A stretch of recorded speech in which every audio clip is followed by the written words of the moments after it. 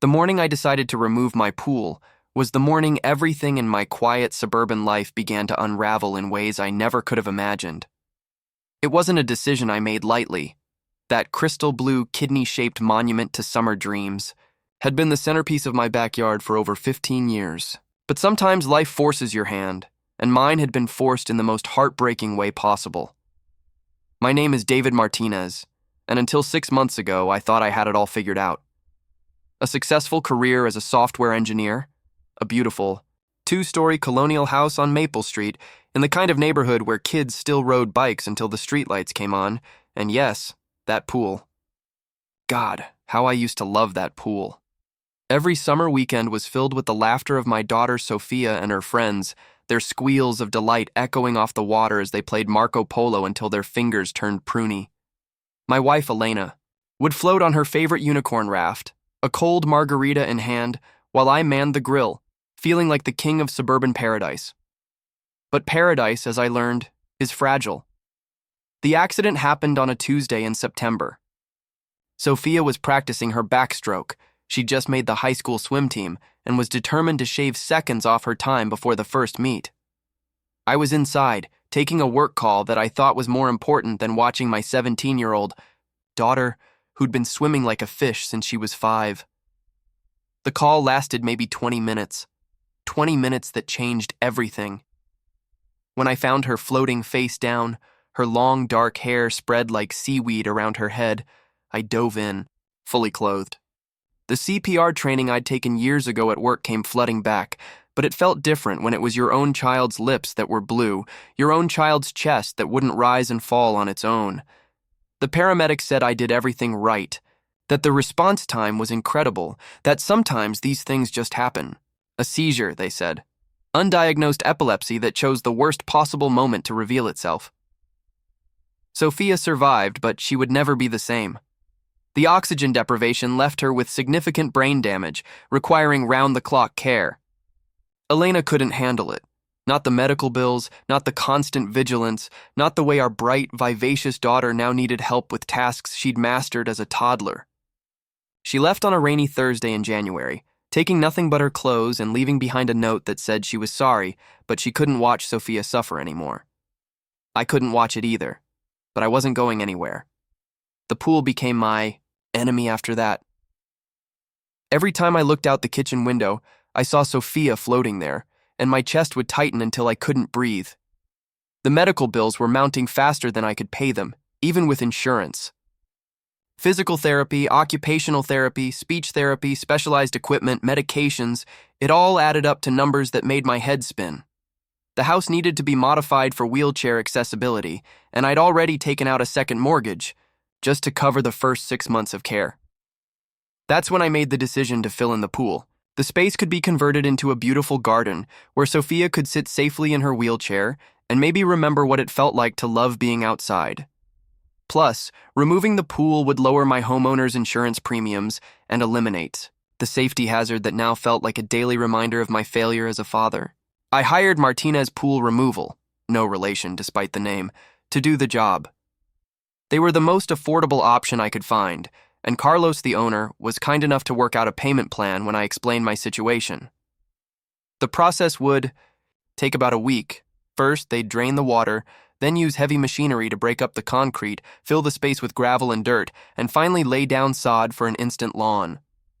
The morning they arrived, I felt a mixture of relief and sadness that surprised me with its intensity.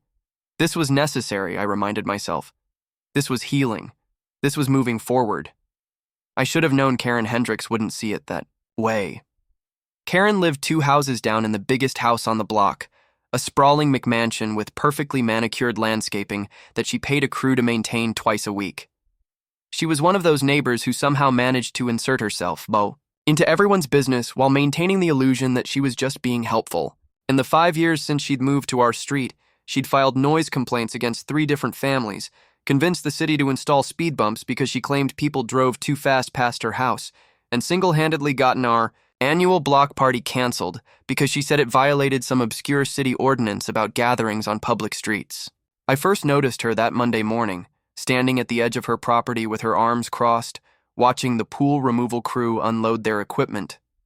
She was wearing her typical uniform: yoga pants, oversized designer sunglasses, and an A expression that suggested she was constantly smelling something unpleasant. Her bleached blonde hair was pulled back in that specific style that screamed, "I'd like to speak to your manager," and she had her phone in her hand, which was never a good sign. I was helping Carlos map out the electrical lines so they wouldn't accidentally hit anything important when Karen marched across the street and up my driveway like she owned the place. "Excuse me," she called out in that artificially sweet voice that barely concealed her irritation. "David, right? We need to talk." I wiped the sweat from my forehead and turned to face her, already dreading whatever was about to come out of her mouth. "Good morning, Karen. What can I help you with?" "This." She gestured dramatically toward the pool. "This whole situation. You can't just remove your pool without proper permits and notifications. There are procedures, David. Procedures that affect property values for the entire neighborhood." Carlos looked up from where he was checking the depth measurements, his weathered face creased with confusion.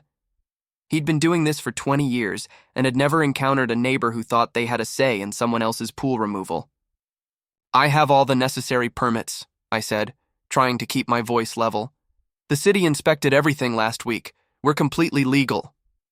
Karen's perfectly glossed lips tightened into a thin line. "Legal doesn't mean considerate. Do you have any idea what this is going to do to my property value? Pools are a major selling point in this neighborhood. By removing yours, you're essentially devaluing every other house on the street." I stared at her, wondering if she was serious. The audacity was breathtaking, even for Karen. "My pool is on my property, Karen. What I do with it is my business." "Actually, that's where you're wrong." She pulled out her phone and began scrolling through what looked like screenshots of city ordinances. According to the Homeowners Association guidelines, any major modification to a property that could impact neighborhood aesthetics or property values requires a vote from the board. "We don't have a homeowners association," I pointed out. "This is just a regular neighborhood." Karen's smile was sharp as a knife. "Well, maybe it's time we started one. I've already spoken to several neighbors, and they're all concerned about what this might mean for their investments." That's when I felt the first real spark of anger. This wasn't about property values or neighborhood aesthetics. This was about Karen needing to control everything around her, needing to be the center of attention, needing to feel important. And she'd chosen to target a man who was already drowning in grief and medical bills, who was already doing everything he could, just to keep his head above water. "Karen," I said, and something in my voice must have warned her because she took a small step back. "My daughter nearly died in that pool 6 months ago. She's brain damaged now and will need care for the rest of her life. My wife left because she couldn't handle it. I'm removing this pool because I can't afford to keep it, and because every time I look at it, I relive the worst day of my life. So forgive me if I don't give a damn about your property values." For a moment, Karen's mask slipped, and I saw something that might have been shame flicker across her face. But it was gone so quickly I might have imagined it. "I'm sorry for your troubles," she said, but her tone suggested she wasn't sorry at all. "But personal problems don't give you the right to make unilateral decisions that affect the entire neighborhood. I'm going to look into this further." She turned and stalked back to her house, already dialing someone on her phone before she reached her perfectly painted front door. Carlos shook his head as he watched her go. 20 years in this business, man, and I've never seen anything like that. You want my advice? Get security cameras. People like that don't just give up. I should have listened to him. I should have known that Karen Hendricks was just getting started, and that her idea of looking into this further would turn my quiet pool removal into a neighborhood war that would expose secrets I never knew existed and change everything. I thought I knew about the people I'd called neighbors for over a decade, but that Monday morning, as I watched her disappear into her house, all I could think about was Sophia, sitting in her wheelchair in the living room, staring out the window at the pool that had stolen her future. All I wanted was to give her a garden where she could feel safe again. I had no idea that Karen's interference would ultimately lead to discoveries that would rock our entire street to its foundations, or that the Kai. By Tuesday morning, Karen had already filed 3 separate complaints with the city, called my mortgage company claiming I was violating the terms of my homeowner's insurance, and somehow managed to convince old Mrs. Patterson from across the street that my pool removal was going to cause her foundation to shift. The woman was relentless, but I was determined not to let her derail the one thing that might help me move forward with my life. Carlos and his crew arrived at 7 a.m. sharp, just as they had the day before. The pool was already drained, and today they'd begin the demolition phase, breaking up the concrete with jackhammers and a small excavator they'd brought on a trailer. The noise would be significant, but it was scheduled to last only 2 days, and I'd already informed all my immediate neighbors out of courtesy. All my neighbors except Karen, because frankly, I was done being courteous to someone who saw my family's tragedy as an inconvenience to her property values. The first sign that something was wrong came around 10 a.m. I was in the house trying to help Sophia with her physical therapy exercises when I heard Carlos shouting from the backyard. Not the usual construction banter, but genuine alarm in his voice. I left Sophia with her nurse, Maria, and rushed outside. Carlos was standing at the edge of the pool, staring down into the deep end where his crew had broken through the concrete. His face was pale beneath his tan, and his hands were shaking as he lit a cigarette. "David," he said without looking up, "you need to see this man, and then you need to call the police." I approached the pool cautiously, my stomach already nodding with dread. What I saw at the bottom of the excavated deep end made my legs go weak. Partially exposed in the dirt and gravel beneath where the concrete had been was what was unmistakably a human skull, and next to it, the distinctive curve of a ribcage. "Jesus Christ," I whispered. "How long has this been here?" Carlos ground out his cigarette with his boot. "Based on the depth and the fact that your pool's been here 15 years, I'd say whoever this is has been down there since before your pool was built. Maybe longer." My mind was racing. I'd bought this house from an elderly woman named Dorothy Crane back in 2008. She'd lived here for almost 30 years before moving to a retirement community in Arizona. The pool had been installed by the previous owners sometime in the early 2000s, according to the home inspection records. "We have to call this in," Carlos said. "I've done enough construction to know that disturbing a potential crime scene could get us all in serious trouble." As if summoned by the word trouble, Karen's voice cut through the morning air like a rusty knife. "What's all the commotion over here?" She was standing at my back gate, which she'd apparently let herself through without permission. "The noise. Ordinance clearly states that construction work shouldn't..." She stopped mid-sentence as she caught sight of the excavated pool and the unmistakable evidence of human remains. For once in her life, Karen Hendricks was speechless. I called 911, and within 20 minutes my backyard was swarming with police officers, a coroner's investigator, and a detective who introduced herself as Sarah Chen. Detective Chen was younger than I'd expected, probably in her early 30s with sharp eyes and an air of competence that immediately put me at ease. "Mr. Martinez," she said after taking my initial statement, "I need to ask you some questions about the history of this property.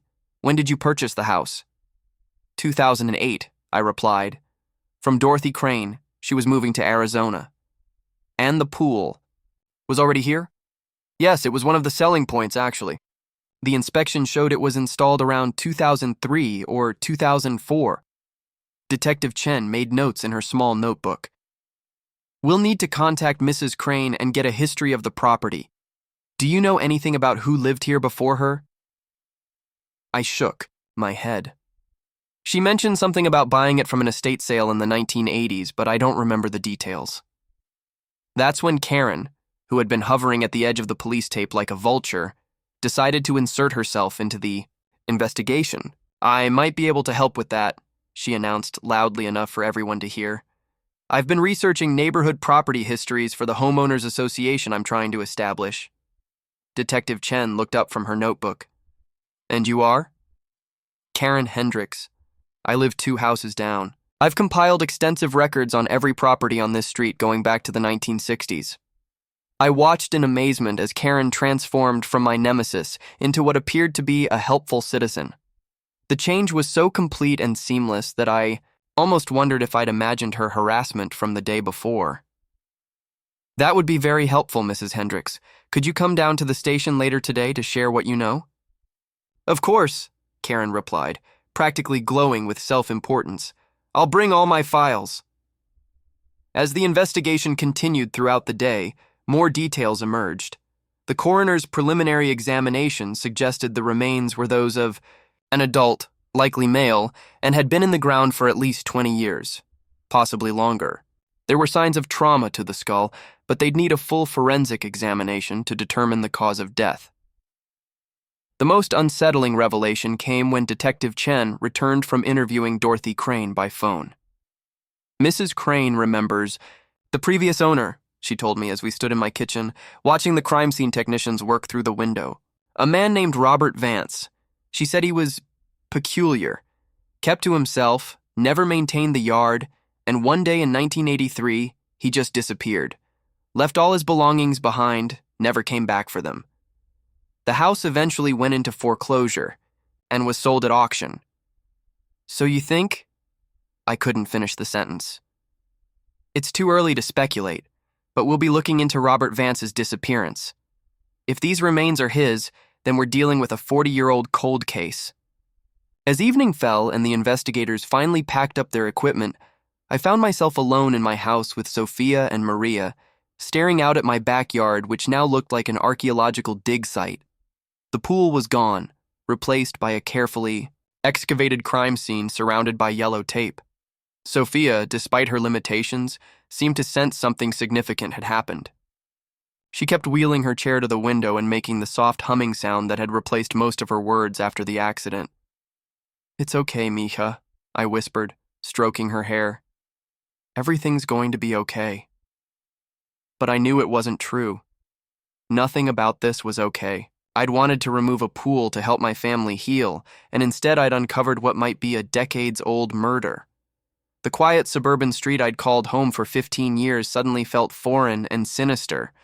The next morning brought Detective Chen back to my door, along with a surprise that would turn everything I thought I knew about my neighborhood completely upside down. "Mr. Martinez," she said, settling into my kitchen chair with a cup of coffee and a thick manila folder. "We've made some interesting discoveries about Robert Vance and the history of your house. Karen Hendricks' research turned out to be more valuable than expected." She opened the folder and spread out several documents, old property records, newspaper clippings, and what appeared to be police reports from the 1980s. "Robert Vance wasn't just a reclusive neighbor who disappeared," Detective Chen continued. "He was a person of interest in at least 3 missing persons cases between 1980 and 1983. All young men, all last seen in the downtown area where Vance worked as a night security guard." My blood went cold. "You think he was a serial killer?" "It's possible. What's more interesting is that after he disappeared, the missing persons cases stopped, completely. The investigating detective at the time noted it in his files but could never prove a connection." She pulled out a faded photograph of a thin, dark-haired man with intense eyes and a scraggly beard. "This is Robert Vance, taken from his security guard ID badge in 1982. I studied the photograph, trying to imagine this man living in my house, walking through my kitchen, sleeping in what was now Sophia's room. The thought made my skin crawl. "But here's where it gets really interesting," Detective Chen said, pulling out another document. "Karen Hendricks' research uncovered something that even the original investigators missed.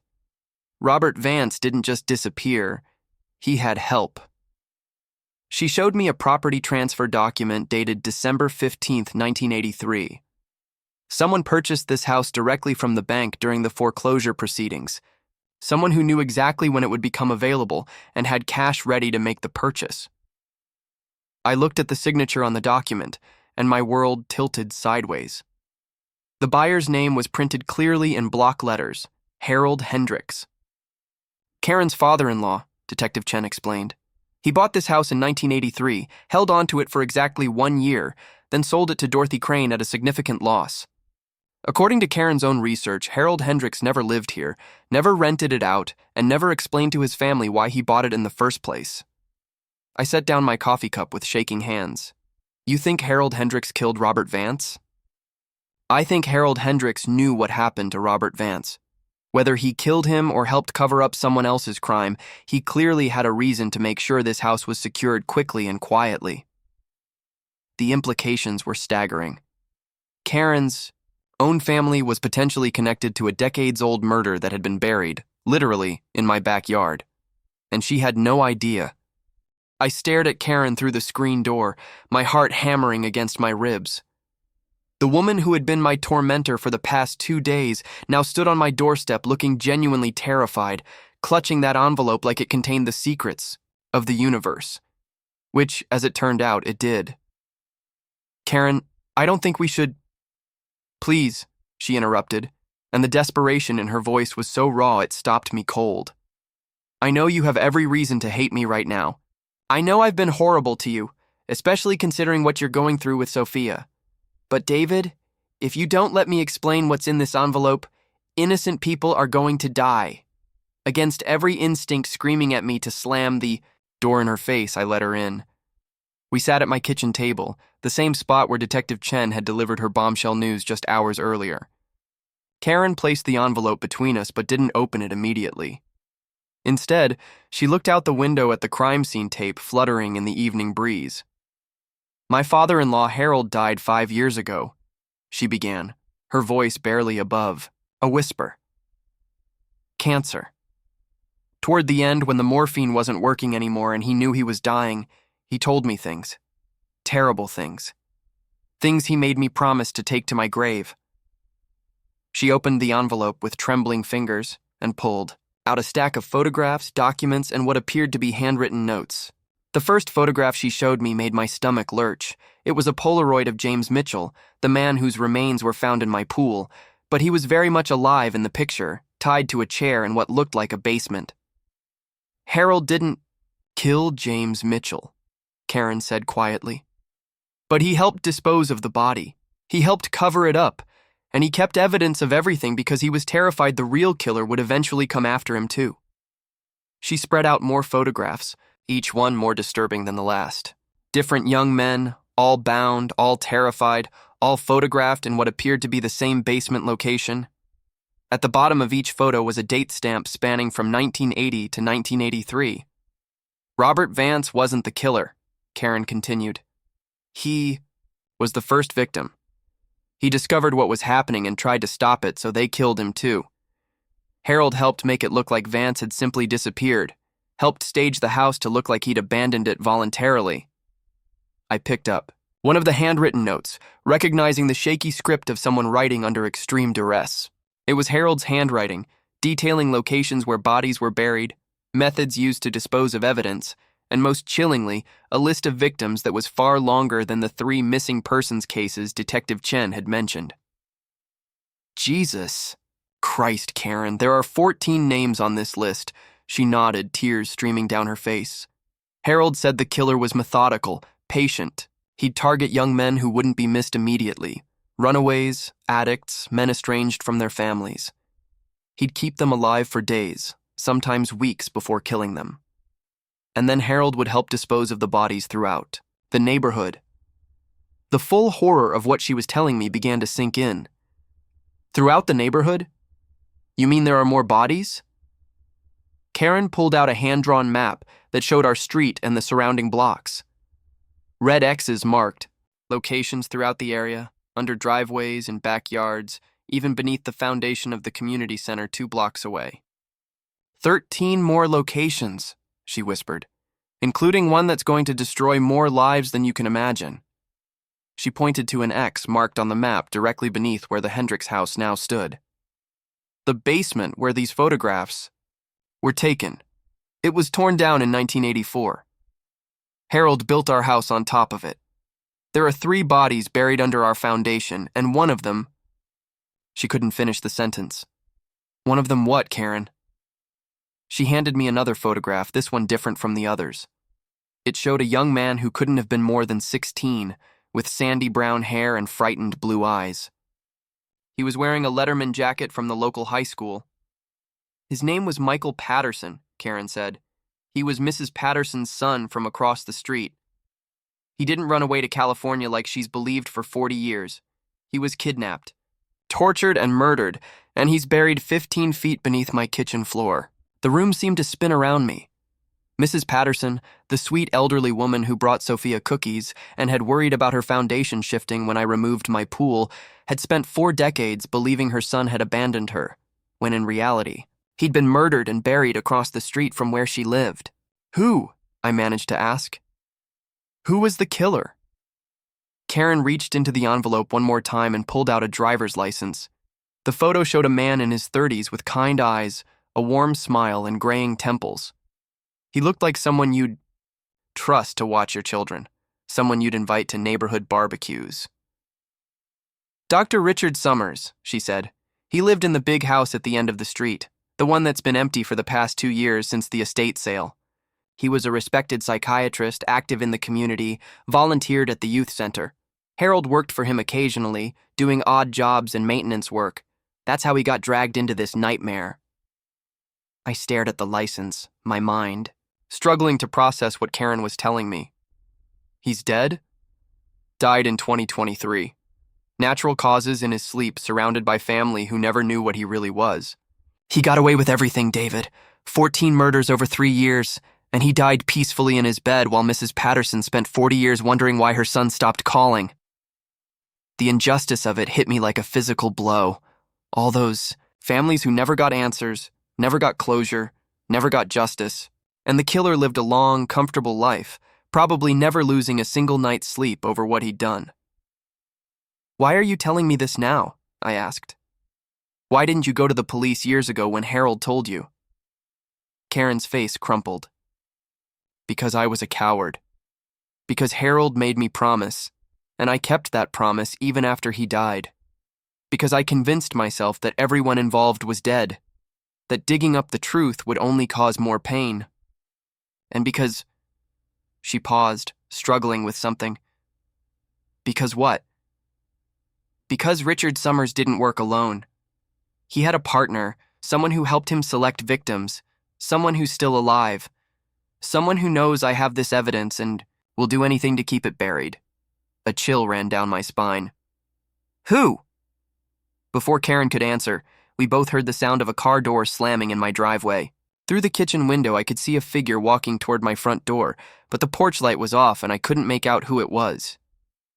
Karen went rigid with terror. Oh God, she whispered. He followed me here. The doorbell rang, a cheerful chime that seemed obscenely normal given the horror we'd just been discussing. Karen grabbed my arm with surprising strength. David, listen to me very carefully. Richard Summers' partner is still alive, still living on this street, still watching everyone. He knows I have Harold's evidence, and he's been waiting for the right moment to get rid of me. When you started digging up your pool, when the body was discovered, he knew it was only a matter of time before everything came out. The doorbell rang again, followed by a polite knock. Who is it, Karen? Who was Summers' partner? She was hyperventilating now, her carefully applied makeup streaking down her cheeks. The person at your door right now. The person who's been watching this house all day, waiting for me to make this mistake. I heard a key turning in my front door lock, which was impossible because I had my keys in my pocket. Unless someone else had a key to my house. Someone I trusted. Someone who had legitimate access. The front door opened, and I heard familiar footsteps in my hallway. A voice called out cheerfully, David, I saw Karen's car in your driveway. I hope I'm not interrupting anything important. Karen grabbed the envelope and shoved it into my hands. Hide this, she hissed. Whatever happens to me, make sure Detective Chen gets this evidence. Make sure those families finally get the truth. The footsteps were getting closer to the kitchen. Karen stood up, smoothing down her hair and trying to compose herself, but I could see her hands shaking. Remember, she whispered urgently. He's fooled everyone for 40 years. He's charming, helpful, trustworthy. Everyone loves him, but he's been covering up 14 murders, and he won't hesitate to make it 16. The kitchen door swung open and in walked someone I'd trusted completely. Someone who'd been helping care for Sophia since her accident. Someone who had keys to my house and access to my most vulnerable moments. Well, isn't this cozy? Said Maria, Sophia's nurse, her usual warm smile replaced by something cold and calculating. Karen, I'm surprised to see you here so late. I hope you're not bothering David with anything unpleasant. In her hand was a syringe filled with clear liquid. Hello, Harold's daughter-in-law, Maria continued, her voice taking on a sing-song quality that made my skin crawl. I've been wondering when you'd finally work up the courage to share your father-in-law's little collection of photographs. Richard always said you were too weak to keep a secret forever. The pieces fell into place with horrifying clarity. Maria hadn't just been Sophia's nurse, she'd been monitoring my family, watching for any sign that the buried secrets of Maple Street might be uncovered. She'd been perfectly positioned to know about my plan to remove the pool, to